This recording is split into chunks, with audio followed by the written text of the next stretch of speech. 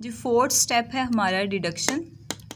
Deduction जो होता है ये क्या है, जो हम हाइपोथेसिस बना के आए थे, जो हमने खुद साख्ता अपने जहन में एक बात को, एक कॉन्सेप्ट बना लिया था, अब हमने उसमें अगर मगर का कॉन्सेप्ट डाल देना है। ये डिडक्शन एक्चुअली जो है वो इफ़ देन लॉजिक है, जिसमें हम अगर मगर का कॉन्सेप्ट डाल के अपनी बात को बेहतर तरीके से बयान करने की कोशिश करते हैं। चेक कर लेते हैं उसको हम टेक्स्ट बुक से भी। जी यहाँ पे डिडक्शन आपको नज़र आ रहा है। यहाँ पे आपने क्वेश्चन बना लेना है। अगर आपको लॉन्ग क्वेश्चन आए तो आपने पूरा इसको लिखना है, right a note on deduction. वैसे ज़्यादातर इस चैप्टर में से शॉर्ट क्वेश्चन आते हैं, तो इसलिए आप लोग बेसिकली इसको शॉर्ट क्वेश्चन के तौर पे याद करेंगे। ठीक है, तो आपने सबसे पहले इसकी डिफ़ाइन याद करनी है, डिफ़ाइन डिडक्शन, जो कि आपको नज़र आ रहा है यहाँ पे। मैंने निशान लगाया है डिडक्शन से यहाँ तक इट तक, ये इसकी डिफ़ाइन है। Deductions are the logical consequences of hypothesis।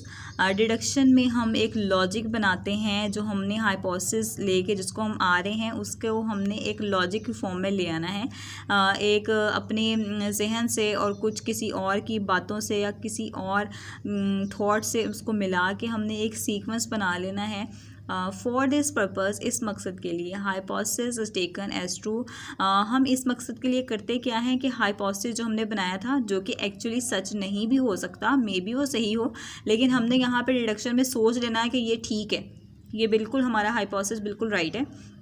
And expected result, और जो उससे रिजल्ट आने वाले हैं, आर ड्रॉन फ्रॉम इट, उससे निकाले जाते हैं। डिडक्शंस के थ्रू हम उससे रिजल्ट निकालते हैं। यहाँ तक इसकी आपने डिफ़ाइन याद करनी है। जब आप इसकी डिफ़ाइन लिख लोगे डिडक्शन की, उसके बाद आपने सबसे लास्ट वाली लाइन लाजमी मेंशन करनी है यहाँ से, this involves the use of if then logic.